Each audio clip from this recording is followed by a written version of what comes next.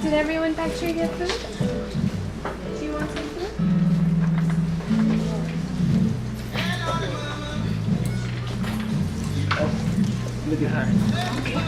Thank you all for coming out today. We are here to start the celebrations and raising awareness about White Ribbon Day. I don't know how many of you are aware of what this is about, but it's basically about raising awareness about gender-based discrimination.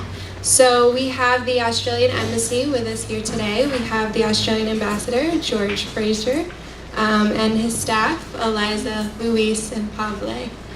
So they're here to talk with you guys about this, and I believe they have a short video to show, and they'll be breaking you up into groups to have some discussions. So I will turn it over to them.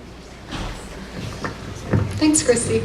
Hello, everybody, and welcome this morning. I'm just going to introduce you to the Australian Ambassador, His Excellency George Fraser. He's going to say a few words about White Ribbon Day. Thank you. Thank you, Eliza. And thank you, COM President Joe. Thank you very much indeed for allowing us to use this facility. As always, I'd like to acknowledge the traditional owners of this land, and we're very grateful for the use of this land. Just to mention White Ribbon Day, it commenced in 1991, formally celebrating White Ribbon Day. When the white ribbon was coined, there was a shooting massacre in Canada. I think it was at the University of Montreal, and so a group of men decided that they would commemorate this, and the white ribbon represents the innocence of the victims that were killed. So I want to talk to you, but more importantly, I want you to think, and I want you to think about what's happening so that in a moment you will break up into groups and discuss amongst yourselves what can be done and the reasons for some of the problems that we have at the moment. Globally, approximately 1 in 3 women, that's 1 in 3, has been beaten, coerced into sex, abused in some way, and sadly, it's mostly by people that they know. Violence against women is a significant human rights violation, and it has a profound and devastating impact on its victims and on the community in which those victims live. In 2006, I'll read from the UN General Assembly, which recognised that violence against women and girls is one of the most systematic and widespread human rights violations.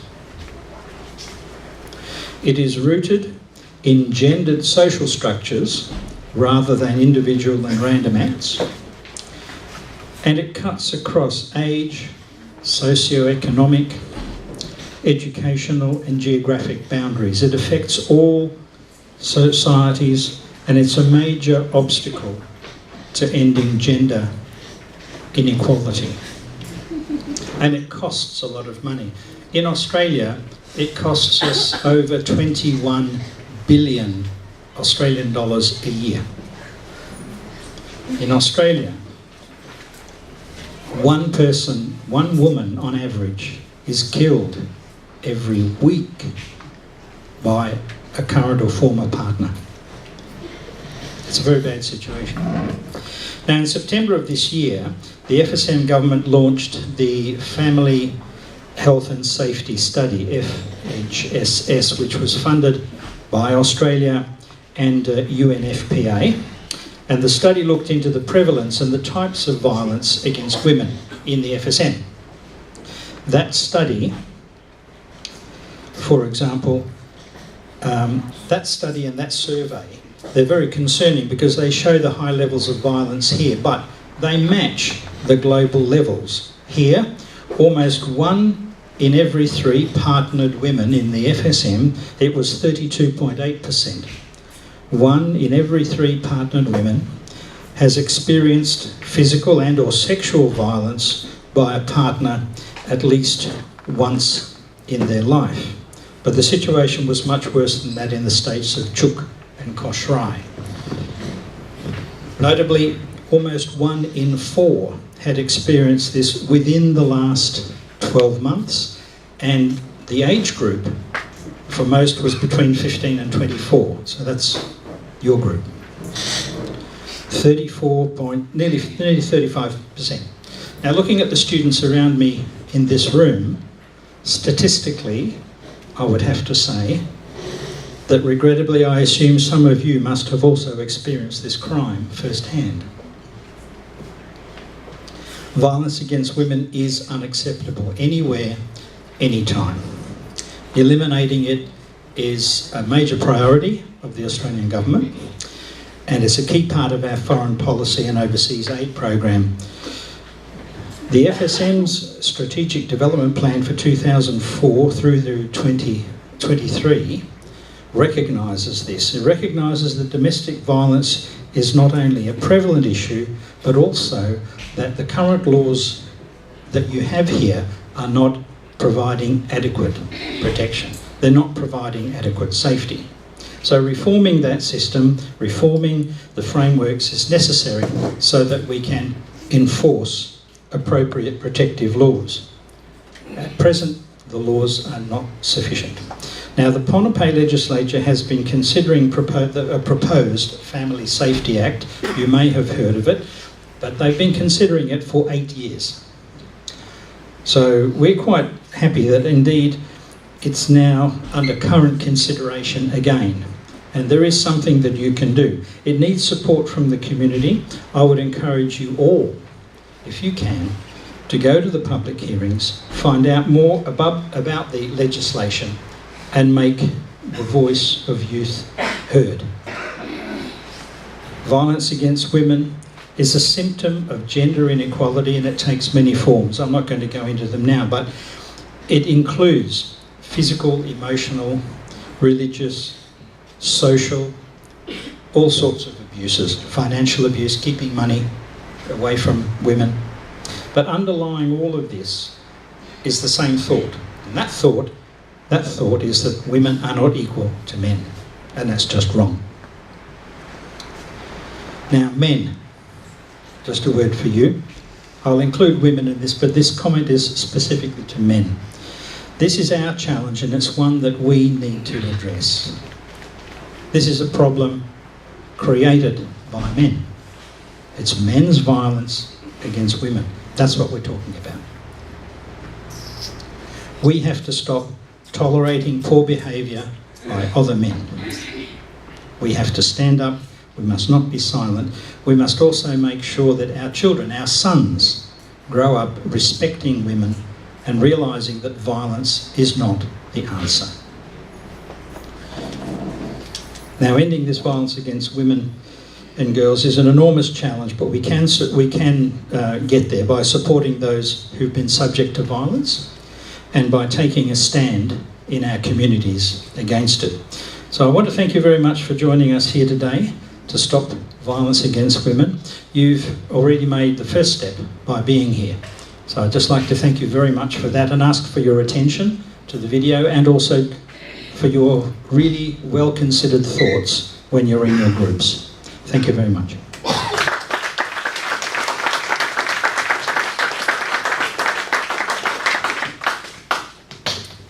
Thank you, Ambassador.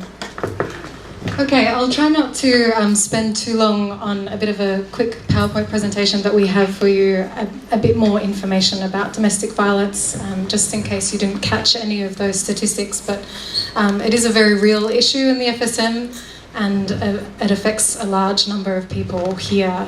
So we really want to make sure that you understand the results of the survey. So we'll just run through a few basics with you in case you're unfamiliar with the terminology of domestic violence. Domestic violence really is usually referring to partner violence or abuse or intimidation between people who have been in an intimate relationship. So this can be married couples, or it can be boyfriend and girlfriend, or it can be just people who know each other quite well. And the perpetrator often uses violence to control or dominate the other person. And as the Ambassador has rightly pointed out, it is a violation of human rights. So it's important to keep that in mind. There are a number of different types. Some of them are surprising. You may not be aware that they're actually considered a form of abuse, but it's important to sort of think broadly about what kinds of abuse people use to dominate or control another person. So it includes emotional abuse. So it might be telling somebody cruel things or unfair things, or telling them that they're worthless. Physical assault is pretty understandable, and it's what most people think of when we talk about domestic violence, but it can be all sorts of physical assault. Other types of violence might include breaking or hitting other objects. It might not necessarily be violence on that person themselves, but it's still a form of intimidation and is considered physical violence. Sexual assault is quite obvious, I think, but it can include a whole range of different behaviours that person who is the victim of that assault does not want to occur. So it can happen between, again, a married couple. It can happen between boyfriend and girlfriend, or it can happen between strangers. There's a number of different types. Verbal abuse I spoke a little bit about earlier. It's similar to emotional abuse, but it's name-calling or swearing and using other forms of intimidation to upset the other person. And psychological abuse is also similar to that. Financial abuse we mentioned, and that can include controlling the purse strings in the household. So if you don't allow access to perhaps shared money that is earned within the family to a particular family member, often it might be the wife who doesn't have control over the finances, that can be a form of abuse if it restricts her ability to live her life in a reasonable way. And controlling behaviour can be similar as well, and it can relate to controlling who somebody is friends with, or who they socialise with, or whether they are allowed to go out of the house by themselves or attend different events by themselves. Often partners will try to control their other partner from doing whatever they would like to do. So it affects everybody. It doesn't matter whether you're male or female. All genders are affected, but it does disproportionately affect women. And that's why we're talking about it here today in that context. And you'll see when we talk about the survey a little bit more that it is really in reference to how it affects women, because all the surveys were done with women one-on-one in a private setting. So because it affects women so much more than men, that's why there's that focus on women, but it does happen to men as well. So it can also affect people with different sexual identities, race, age, culture, ethnicity, religion, disability. That's an important one to remember as well, is that often people with disabilities are affected even more by different forms of abuse, often because they're not able to defend themselves. Economic status as well. It's not something that only affects rich people or poor people or anyone in between. It affects everybody. So even if you're a billionaire, it doesn't mean that you're exempt from having perpetrated or suffered from domestic violence. Location, well, we know that it's a global issue. We know that it's a big issue here in the FSM, and it's a big issue in Australia, in the US.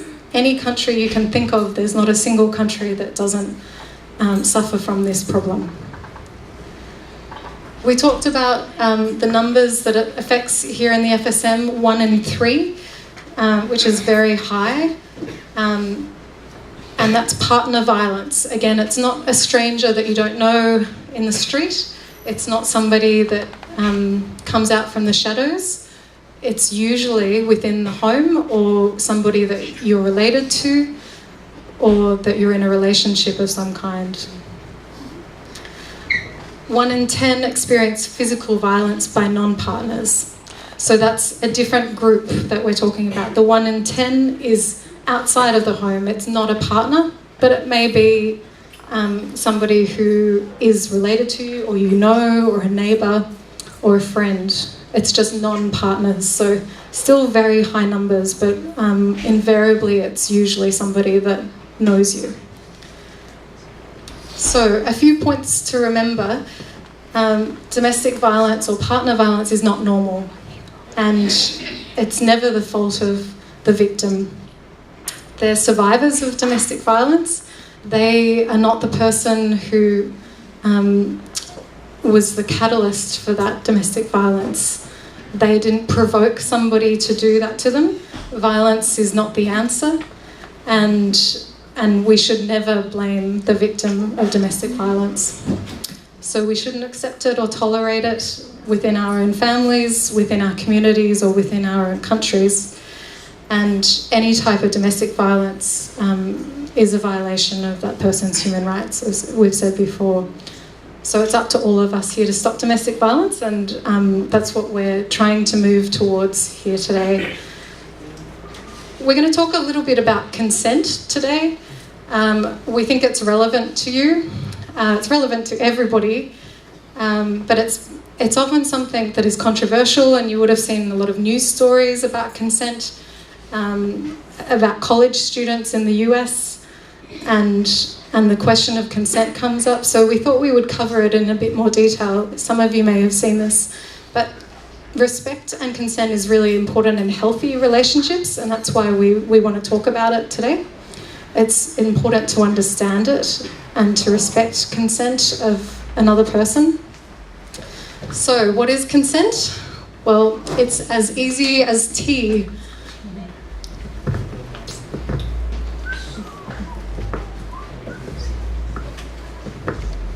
Struggling with consent. Just imagine instead of initiating sex, you're making them a cup of tea. You say, "Hey, would you like a cup of tea?" And they go, "Oh my God, I would love a cup of tea, thank you." Then you know they want a cup of tea. If you say, "Hey, would you like a cup of tea?" And they're like, I'm not really sure. Then you could make them a cup of tea, or not, but be aware they might not drink it. And if they don't drink it, then, and this is the important part, don't make them drink it. Just because you made it doesn't mean you are entitled to watch them drink it. And if they say no thank you, then don't make them tea at all. Just don't make them tea. Don't make them drink tea. Don't get annoyed at them for not wanting tea. They just don't want tea, okay? They might say, "Yes, please, that's kind of you." And then when the tea arrives, they actually don't want the tea at all. Sure, that's kind of annoying as you've gone to all the effort of making the tea, but they remain under no obligation to drink the tea. They did want tea, now they don't. Some people change their mind in the time that it takes to boil the kettle, brew the tea, and add the milk. And it's okay for people to change their mind. And you are still not entitled to watch them drink it. And if they're unconscious, don't make them tea. Unconscious people don't want tea. And they can't answer the question, "Do you want tea?" because they're unconscious. Okay, maybe they were conscious when you asked them if they wanted tea. And they said yes. But in the time it took you to boil the kettle, brew the tea, and add the milk, they are now unconscious. You should just put the tea down. Make sure the unconscious person is safe. And this is the important part again. Don't make them drink the tea. They said yes then, sure, but unconscious people don't want tea. If someone said yes to tea, started drinking it, and then passed out before they'd finished it, don't keep on pouring it down their throat. Take the tea away. Make sure they're safe, because unconscious people don't want tea. Trust me on this. If someone said yes to tea around your house last Saturday, that doesn't mean they want you to make them tea all the time. They don't want you to come around to their place unexpectedly and make them tea and force them to drink it, going, but you wanted tea last week. Or to wake up to find you pouring tea down their throat, going, but you wanted tea last night. But if you can understand how completely ludicrous it is to force people to have tea when they don't want tea, and you're able to understand when people don't want tea, then how hard is it to understand it when it comes to sex? Whether it's tea or sex, consent is everything. And on that note, I'm going to go make myself a cup of tea.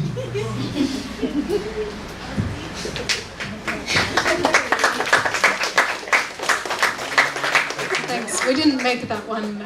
It was used by the British police force actually originally, and it was a good way to explain to them consent when they were prosecuting against people who had assaulted people. But hopefully you'll remember it. I think it's a memorable one. Now we're going to split you up, if that's all right, and break into smaller groups. We want to have a discussion about some scenarios. They're sort of like case studies, but they're just made up situations. And we want to have a discussion with everything that you've seen today and everything we've talked about. If you could consider what to do in that situation, or understand the perspective of the victim and the perpetrator. And then we're all going to get back together at the end, so don't go anywhere. We're going to have a quick chat about what we found out and run through the scenarios together. We've got lots of stationery there, so you can write things down or come up with different ways to present the information. But please participate, speak up, and say something. We want to hear all of your opinions. So we're going to split up into 4 groups. If you don't mind, we thought the simplest way to do it would be to split by state groups. So Yap, Chuk, Koshrai, and Ponape. If that works with the numbers, we'll see. But we've got some leaders here, some state leaders that will help.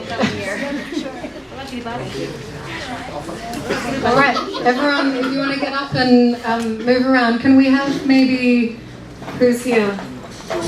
Pohnpei here? Pohnpei State?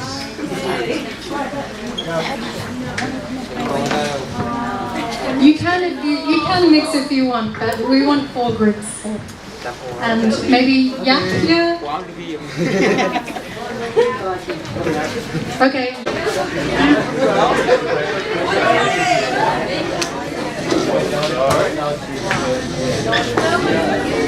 Basically thinking about all the stuff we talked about earlier today. We'll have some of the guys from the embassy come here and help you guys out, if that's alright. So basically, so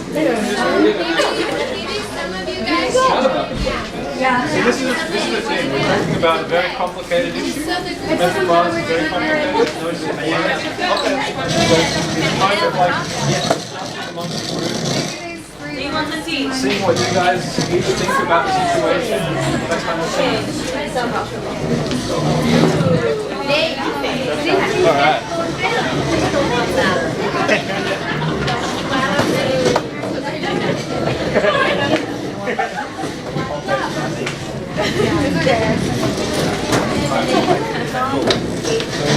What do you want to handle? I've got one there. You can do this.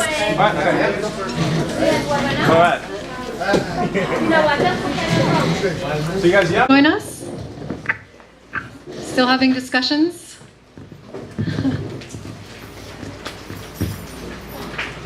Koshrai? You're all done? All right, so just for the benefit of everybody else, we're going to run through each of the scenarios so you can see what the other groups worked on and what they decided were some of their answers. We'll start with scenario 1, John and May. I'll read it out for you in case you can't read the text from there. So John and May, they have only been dating for 4 months. May has just found out that she is pregnant. She's still in college and really worried about telling John. May texts John that she wants to talk to him after class. When May tells John they are pregnant, John gets very angry. He says, "How could you be so stupid? This is all your fault. I never wanted a baby. You've ruined my life." May is really upset. She tries to hug him, but he pushes her away and she falls over on the grass. So, a few questions we raised, and I'll get somebody from Pohnpei group. You want to come up? Okay, so we asked a few questions. First question was, is it May's fault that she got pregnant? We got 2 answers. Should I start? Yeah. The first one is yes, and the other one is yes, of course, no. We said yes. Some of us said yes, it's her fault because she knows her period and she should have known when, yeah. Yeah. And the other one, we said no because in this kind of result, 2 people are always involved. It's either, it's both of them. Without the other, yeah, okay. Alright, you want to go to the next question as well? Yeah. Did John abuse May? We said yes. And he used, that there were like 3 types of abuses that he used, and that is physical abuse, when he pushed her to the ground and she, yes. And the other one is verbal abuse. He said the word stupid. It may be just one word, but it hurts. Ouch. And the other one is, yes, emotional hurt. Yeah, it connects to the verbal. Now it's Okay. So last question. What do you think May should do next? Yeah, we had different point of view from men's and women's. Some of them said, especially the men, they will try to walk away from them and start a new life. And some of them say that, yeah, they can help without, but we, like us, Micronesian mentality we always have parents and extended family at the back of us. So us guys, we ask the questions. Okay, if you guys want to just walk away from us, what if only the 2 of us in this situation? You're just gonna walk away with this kind of situation, with this kind of conversations we had, or we gonna try to make something up with us so we can help each other raise up the child. So thank you very much. That's it. Thank you.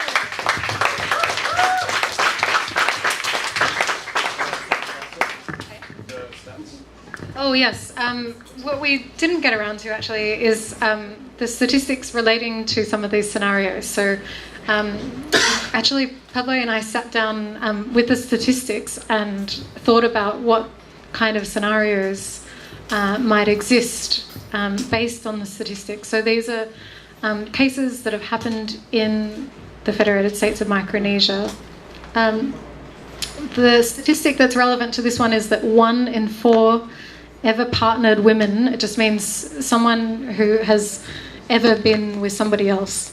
24.1% experience physical and or sexual violence by a partner in the last 12 months. So this means that it's not just something that happens a lot to everybody, it happens regularly and it happened recently.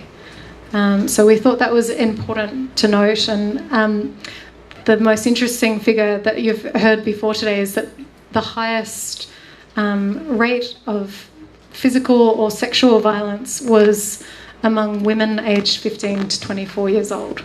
So we thought that this would be something that really affects people in your age bracket. And we thought about a likely scenario that might happen to a college-age student. Okay, second scenario. I guess I'll read it out. I can take one if you want. Yeah, why don't you? I'll go see what this is. Okie doke. So in the second scenario, Mike and Julie have been married for 1 year. After one Sunday night, drinking cacao and beer with his friends, what a great time, he comes home a little bit drunk. He tells her to get into bed, even though Julie is tired from looking after her sick child all day. He says it's her duty as his wife, and that if she doesn't sleep with him, he'll leave her and the child.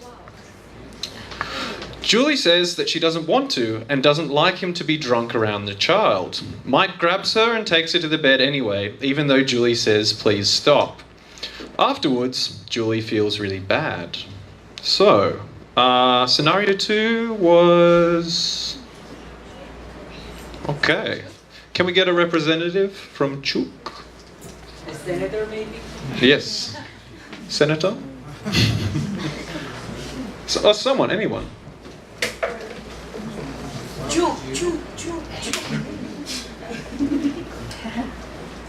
We'll help you through it. Yeah.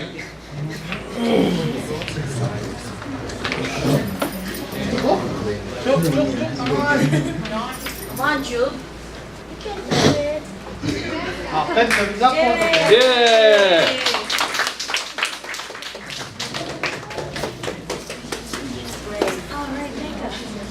Come on through.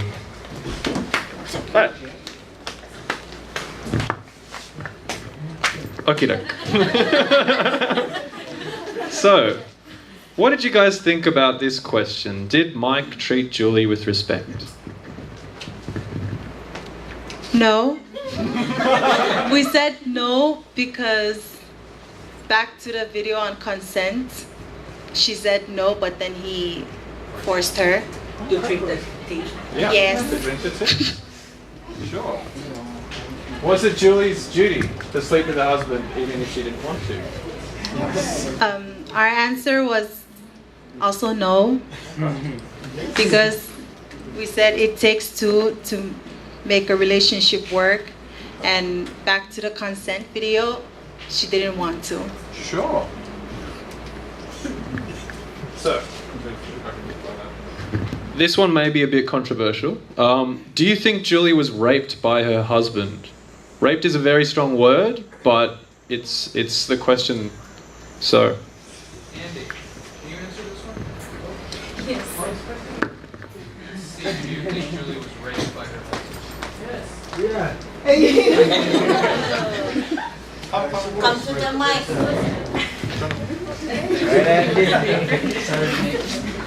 No. I think, we thought that she was raped by her husband because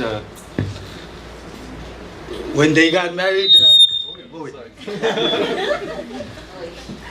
the vows didn't say you have the right to have sex with me anytime. So that's why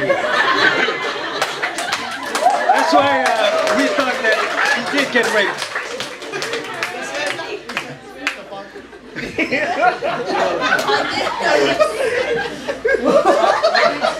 So yeah, that's what. I don't know if there was still other answers to that. One more question. Yeah. Okay. So, just an interesting point. In FSM, it's not illegal. So even if it is rape, which I would classify as, and the Chuk group did classify that as rape, it's not illegal. So that's where you guys come in. You need to be talking to your representatives, your communities, your village leaders, because that does affect people. These kinds of situations last a lifetime in the victim's mind. So yeah. While you're up here, what do you think Julie should do next? Okay, so the last one we thought that Julie should leave the guy or call the cops, so he can go to jail for maybe 20 years to life, or if it's not that, get him a dog. All right.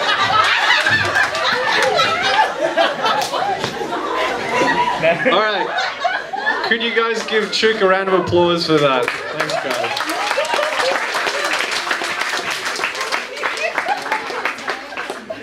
I'll just do the stat and then... So, the statistics behind this from the Family Health Survey, over 18% of women that had ever been with a partner experienced sexual violence in their lifetime. And the most common act of sexual violence was being forced to have sexual intercourse. So like in that scenario. And it's really good that you guys are remembering the tea video. It's a really, really easy thing to remember. If the other person doesn't want tea, don't make them tea. Easy as that.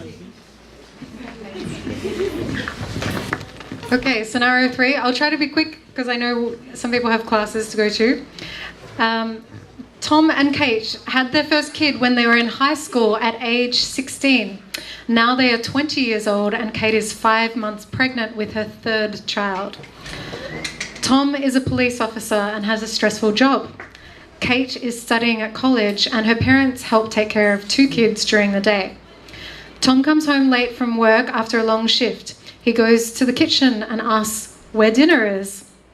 Kate has been studying for her final exams and hasn't had time to make extra food for Tom. She thought he had already eaten at work. He gets angry and demands that she makes dinner for him. Kate tells Tom he should make it himself. Tom is furious and punches Kate in the stomach. Okay, yeah. Got a rep? Okay. Representative? Someone want to put the... Have we got a rep? Yeah? Come on up. Yeah. Okay. All right. So, what did Kate do wrong? Yeah. What did we talk about? So what did Kate do wrong was, well, first they could just talk about it. Since the scenario was that he came back from shift, he was very tired. So what she did wrong was, she just said that, just make your own dinner. She could have responded by, I'm working on my, I'm studying, I have a final, and it's school, it's important. So that's why we think that's what she did wrong. Was it her fault?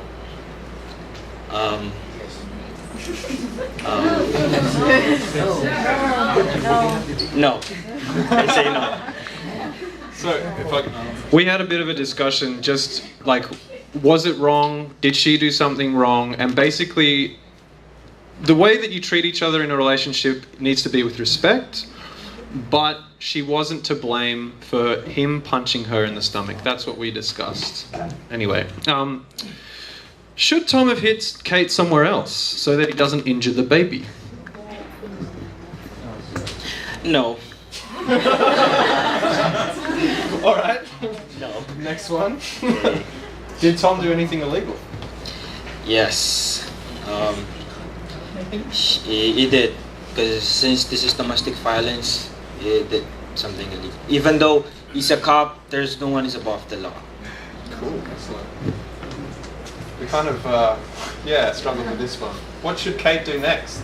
Okay, so we're gonna discuss something about that question. So maybe not culturally, but most of us, the first people that we should talk to is for me, my mom. Not the cops. Because maybe Kate still loves him. So just to keep things in balance. Yeah. All right. Thank you, Yab.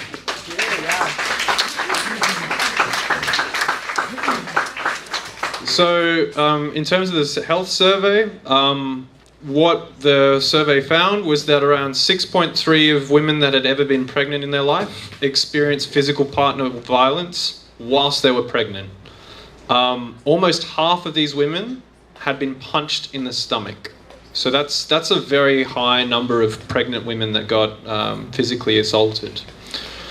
And an important thing to remember is that partner violence can affect people even if they love each other. So it's not an expression of love violence is never an expression of love, but it can affect people that you love. So that's when we started talking about who do you turn to? Who do you talk to when it's hard? And that's something that you guys might want to think about. Yeah, violence of any kind is wrong. All right, scenario 4. So this is Sally and Grace. Sally is 21 and has just graduated with her degree from COM. One night, her 13-year-old little sister, Grace, comes into Sally's room crying. Sally asks Grace what is wrong, but Grace is too scared to tell her. Sally says to Grace that she can tell her anything. Eventually, Grace says that their neighbor Donald, who lives next door and goes to COM with Sally, hurt her with his hand. When Sally asks Grace what does she mean, Grace points down. Sally goes to Donald to confront him. Donald says that he doesn't know what she is talking about and says Grace is ugly anyways and a liar. So, Miss Natasha, our first question is Grace lying to get attention?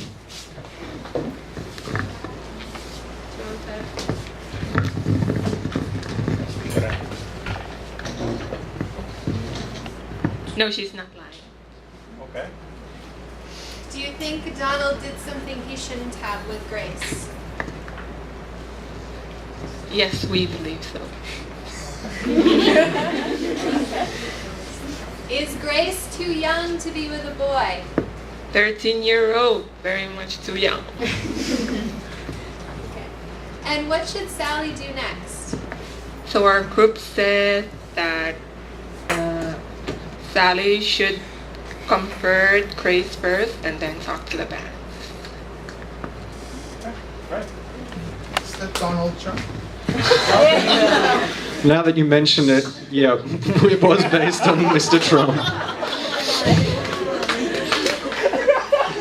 Well, I mean, we were talking about consent. There's a fair few women that have said that he did touch them without their consent. So anyway, so in the FSM, around 14% of the women that were interviewed experienced sexual abuse in their childhood before they were 15 years old.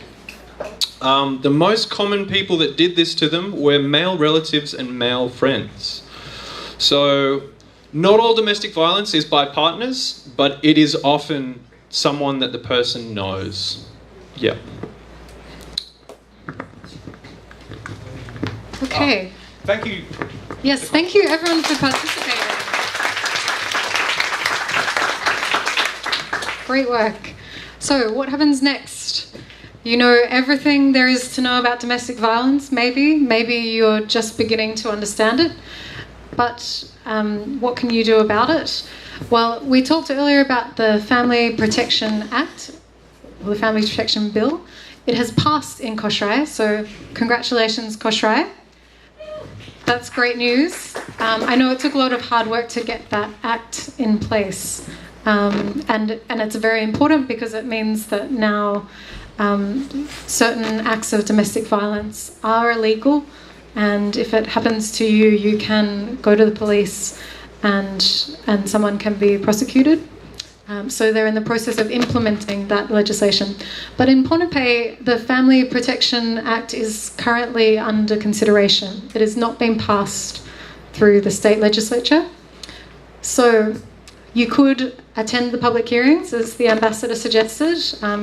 I've been to one. There will be a succession of more public hearings in the coming weeks. Now is a really crucial time to get involved in that. And if it is likely to pass, it will be because there's such strong support in the community to pass that legislation. So keep that in mind, and if you have an uncle who's a state legislature,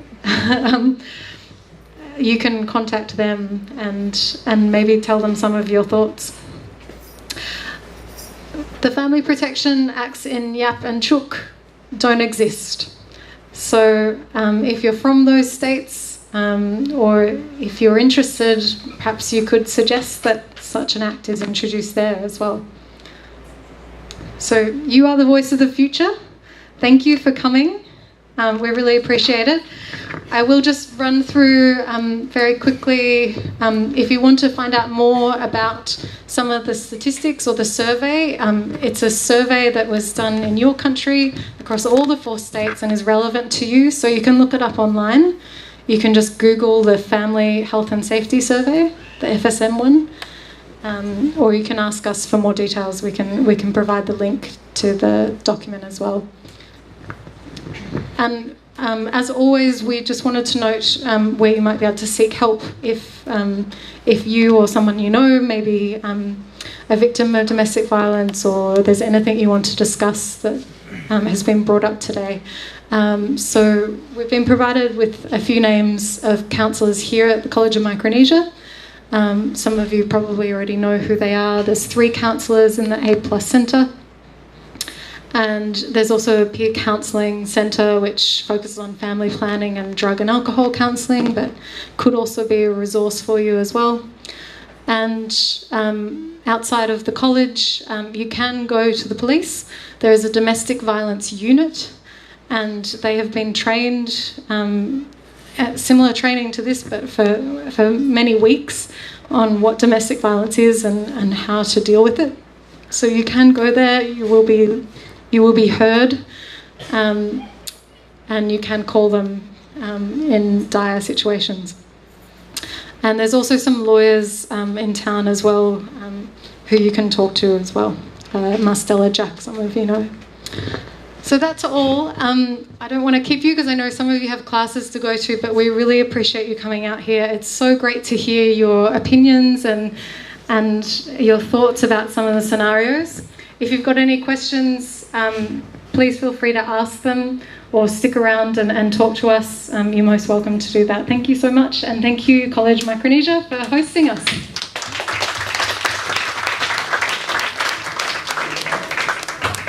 One more plug. We have a fun run walk, the White Ribbon Walkabout, on Saturday. So I hope you can join us. It's your way of showing that you're involved. It's at 5 p.m. on Saturday. Starts at Mangrove Bay Hotel. Free t-shirt, free coconuts, free bananas. It'll be fun. Come along. 5 p.m. in the afternoon. One more quick announcement, guys. So PAV is coming back out next Monday to talk to you all about the Australian Scholarship. This is a really, really great resource, fully funded, sends students abroad to further their degree. So if you want to find out more about that, next Monday here, 1 to 2.